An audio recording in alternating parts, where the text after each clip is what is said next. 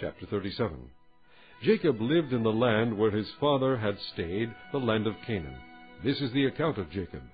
Joseph, a young man of 17, was tending the flocks with his brothers, the sons of Bilhah and the sons of Zilpah, his father's wives, and he brought their father a bad report about them.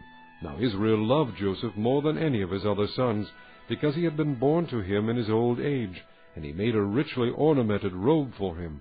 When his brothers saw that their father loved him more than any of them, they hated him, and could not speak a kind word to him.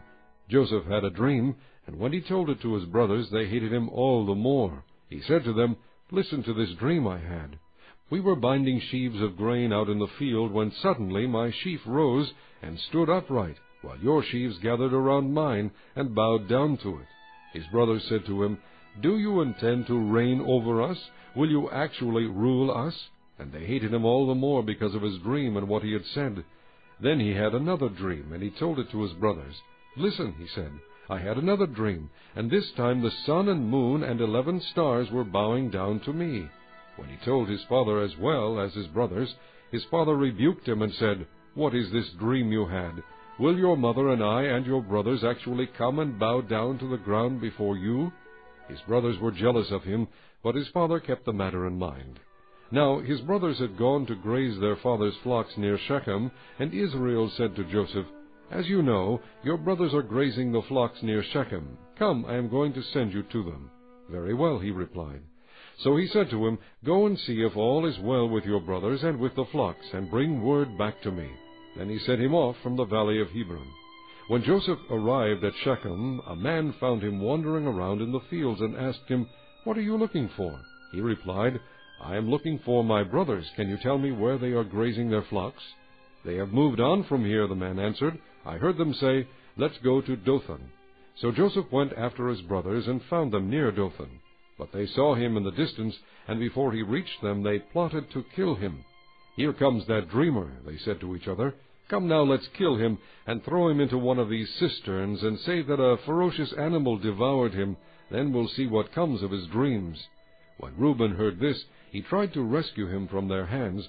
"Let's not take his life," he said. "Don't shed any blood. Throw him into this cistern here in the desert, but don't lay a hand on him." Reuben said this to rescue him from them and take him back to his father. So when Joseph came to his brothers, they stripped him of his robe, the richly ornamented robe he was wearing, and they took him and threw him into the cistern. Now the cistern was empty, there was no water in it. As they sat down to eat their meal, they looked up and saw a caravan of Ishmaelites coming from Gilead.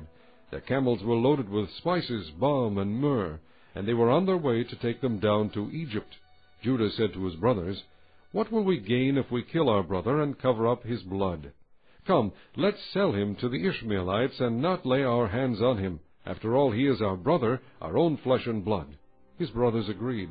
So when the Midianite merchants came by, his brothers pulled Joseph up out of the cistern and sold him for 20 shekels of silver to the Ishmaelites, who took him to Egypt. When Reuben returned to the cistern and saw that Joseph was not there, he tore his clothes. He went back to his brothers and said, "The boy isn't there. Where can I turn now?" Then they got Joseph's robe, slaughtered a goat, and dipped the robe in the blood. They took the ornamented robe back to their father and said, "We found this. Examine it to see whether it is your son's robe." He recognized it and said, "It is my son's robe. Some ferocious animal has devoured him. Joseph has surely been torn to pieces." Then Jacob tore his clothes, put on sackcloth, and mourned for his son many days. All his sons and daughters came to comfort him, but he refused to be comforted.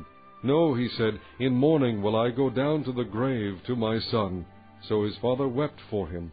Meanwhile the Midianites sold Joseph in Egypt to Potiphar, one of Pharaoh's officials, the captain of the guard.